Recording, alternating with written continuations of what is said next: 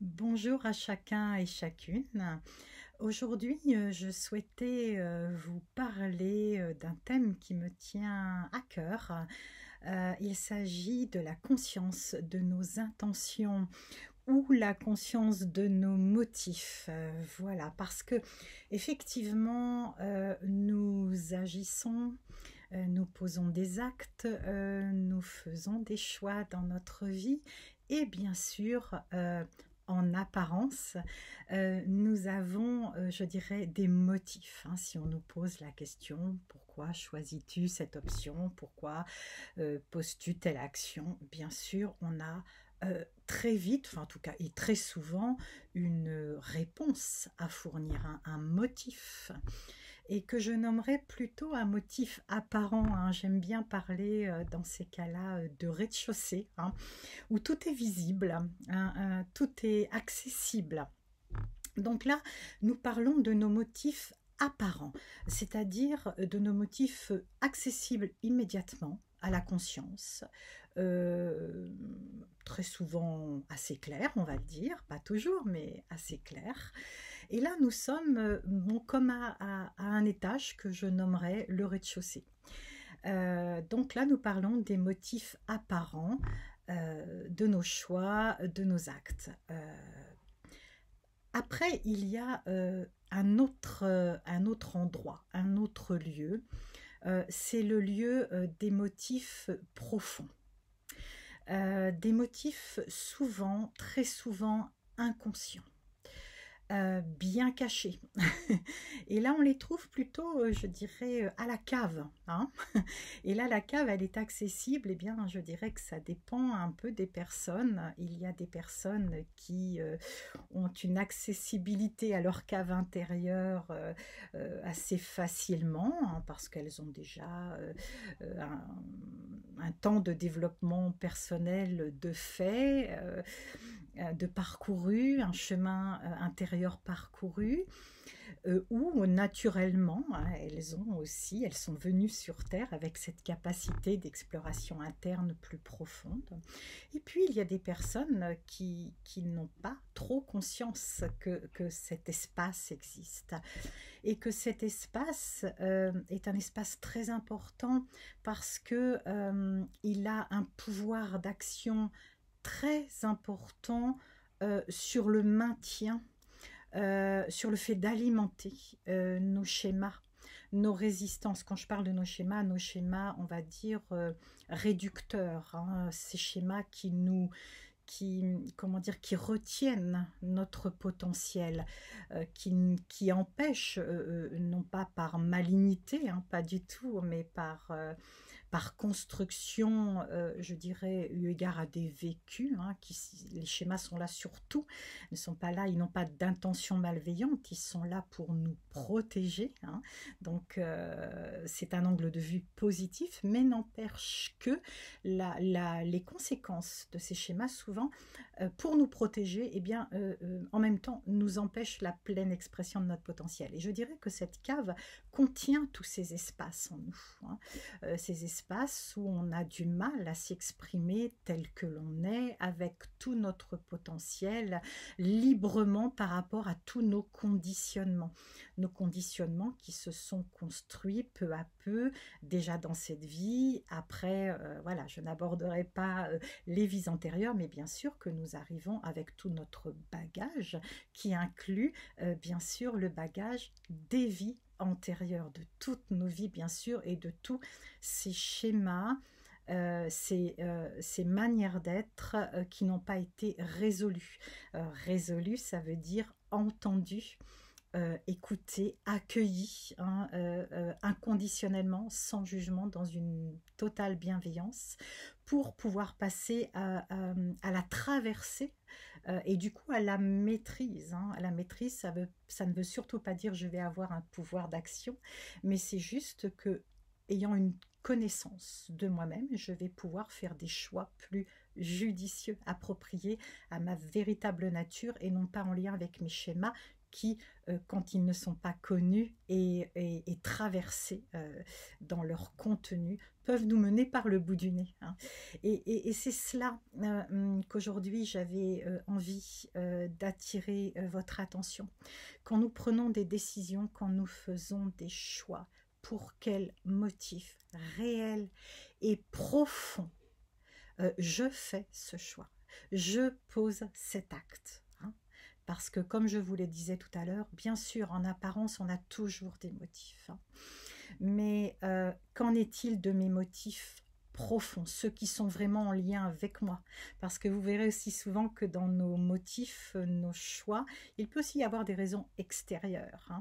Et là, il est toujours important de revenir à l'intérieur de soi. Pourquoi je fais ce choix? Quel est mon motif? La question du pourquoi, et pas au niveau du rez-de-chaussée, mais au niveau de la cave, est vraiment très, très, très, très important. Donc, il est vraiment important pour que nos schémas n'alimentent pas notre quotidien, ne soient pas alimentés plutôt par notre quotidien, que nous puissions prendre en compte nos parts d'ombre aussi, parce que là-dedans, il y a aussi bien sûr nos parts d'ombre. C'est en lien avec les schémas, quelque part, ça s'interconnecte, on pourrait même presque dire que c'est la même chose. C'est toutes ces parts de nous qui ne sont pas éclairées, c'est-à-dire qui ne sont pas connues par nous-mêmes, bien sûr, qui ne sont pas entendues, accueillies, reconnues et traversées dans une entière clarté, sans tabou, je dirais, voilà, sans culpabilité. Voilà, donc bien les avantages de se poser cette question du pourquoi, des vrais motifs, au-delà des motifs apparents de nos choix, de nos positionnements, eh bien, nous allons pouvoir dégager un ensemble d'énergies positives qui vont nous élever. Littéralement. Nous allons aller forcément vers plus d'authenticité. Et là, je ne parle pas de l'authenticité vis-à-vis des autres. Je parle vraiment de l'authenticité vis-à-vis de soi-même. C'est très important, c'est une base indispensable, essentielle pour pouvoir construire ensuite l'authenticité dans les relations, face au monde, en connexion avec le monde. Donc, cette énergie d'authenticité, bien sûr, cette énergie d'honnêteté, avec soi-même évidemment, et puis peu à peu ça nous amène avec une forme d'autonomie, je dirais, à nous délester tranquillement, à transcender nos schémas réducteurs, non pas dans le fait de les rejeter, surtout pas, parce que là nous créons de la dualité, de l'énergie de séparation, mais dans l'acceptation et la connaissance parfaite du fonctionnement de ce schéma, du pourquoi il est venu, pourquoi il est là, quel est son message, qu'est-ce qu'il a à nous dire de nous, et de pouvoir à travers cela mieux se reconnecter à soi-même, donc du coup mieux se connaître. On touche là la connaissance de soi profonde, réelle, entière. C'est vraiment très important. Donc peu à peu nous pouvons apprivoiser ces schémas, les maîtriser et du coup avoir des choix dans cette conscience beaucoup plus holistique, beaucoup plus profonde, beaucoup plus grande, totale. Eh bien, nous allons aussi pouvoir donc poser des choix plus judicieux et donc plus porteurs, je dirais, d'un réel épanouissement, d'un réel accomplissement de soi. Sinon, si nous restons au niveau du rez-de-chaussée, des motifs apparents, nous risquons de nourrir nos schémas. Et c'est tout. Il y a de fortes chances que ça se passe comme ça. Donc c'est en descendant dans la cave nos réels motifs, le pourquoi profond, que nous allons pouvoir nous actualiser dans la vie de manière beaucoup plus porteuse pour nous-mêmes, de manière plus ouverte, plus fluide, et pour avancer réellement dans la vie. Et puis nous allons aussi donc du coup pouvoir monter en vibration. Notre niveau vibratoire va pouvoir s'expanser au fur et à mesure, dans cet accueil inconditionnel, cette ouverture à nous-mêmes, cette conscience de nous-mêmes qui s'élargit. Eh bien nous pouvons à ce moment-là monter en vibration. Donc nous pouvons après, on entend beaucoup parler en ce moment d'agir dans le monde pour un monde meilleur, etc. Mais oui, mais tout part, et je suis entièrement d'accord bien sûr, mais tout part de nous-mêmes, tout part réellement de nous-mêmes. Donc comment déjà moi je peux faire expanser mes vibrations pour ensuite que ces vibrations aient leur part, leur contribution, bien sûr, dans le monde et vont, elles aussi, s'actualiser, évidemment. Voilà. Donc à partir de ce moment-là, bien sûr, nous pourrons contribuer à l'évolution du monde également, ce qui est très important actuellement. Nous sommes bien d'accord. Et puis, j'ai bien conscience que tout ce que je vous partage là, c'est pas forcément facile, hein. On peut me demander évidemment, mais comment faire, etc. Ce que je comprends complètement.